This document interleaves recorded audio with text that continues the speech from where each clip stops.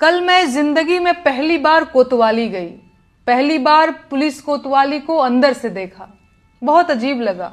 मैं घूमने नहीं गई थी, मुझे तो पुलिस ने नोटिस भेजकर बुलाया था। क्या आप जानते हैं मुझे क्यों बुलाया गया था? मैंने कोई चोरी नहीं की थी, किसी को गाली नहीं दी थी, मैंने इलेक्टोरल बॉन्ड भी नहीं खरीदा था और नहीं बीफ कंपनियों से चंदा लिया था।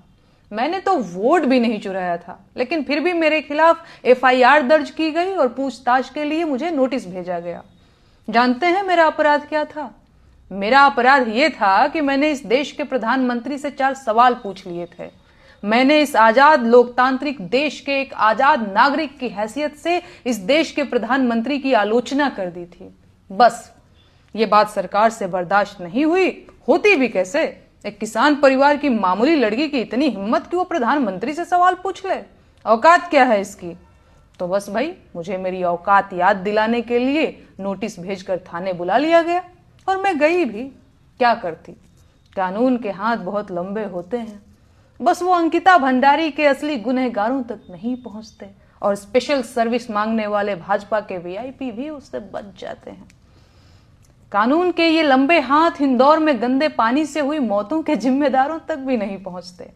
पेपर लीक कराने वाले, टूटी सड़कें बनाने वाले, अल्पसंख्यकों के खिलाफ नफरत भड़काने वाले, नकली दवाओं का कारोबार करने वाले, खाने की मिलावटी चीजें बनाकर देश भर में कैंसर फैलाने वाले, रेल दुर्घटनाओं के जिम्मेदार, टूटते पुलों के ठेकेदार, जंगल उजाड़ने वाले, पहाड़ काटने वाले और हवा को जहर बनाने वाले नेता, अधिकारी और कारोबारी कानून के हाथों से बच जाते हैं। लेकिन नेहा सिंह राठौर कानून के मजबूत और लंबे हाथों से नहीं बच सकती, क्योंकि वो प्रधानमंत्री से उनकी जिम्मेदारी पर सवाल पूछ लेती है। नेहा राठौर को बचना भी नहीं चाहिए। उसे ऐसी सजा दी जानी चाहिए कि देश और जमाना देखे। उसे उसके मुंह में जबान होने की भरपूर सजा मिलनी चाहिए। जिन बेटियों की दुश्मन पूरी भाजपा है, नेहा पर उनके लिए आवाज उठाने की सजा भी मुकर्रर की जानी चाहिए। बेरोजगारी के मुद्दे पर बोलना भी क्या छोटा गुनाह है? महंगाई पर गीत गाना क्या वित्त मंत्रालय से बगावत नहीं है?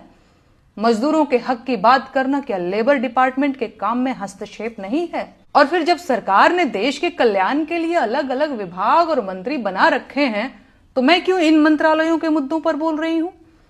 एक मुकदमा तो सरकारी काम में बाधा का भी बनता है। देश में जब महिला आयोग है तो महिला अधिकारों की बात करने वाली मैं कौन होती हूँ? कितनी अजीब बात है ना।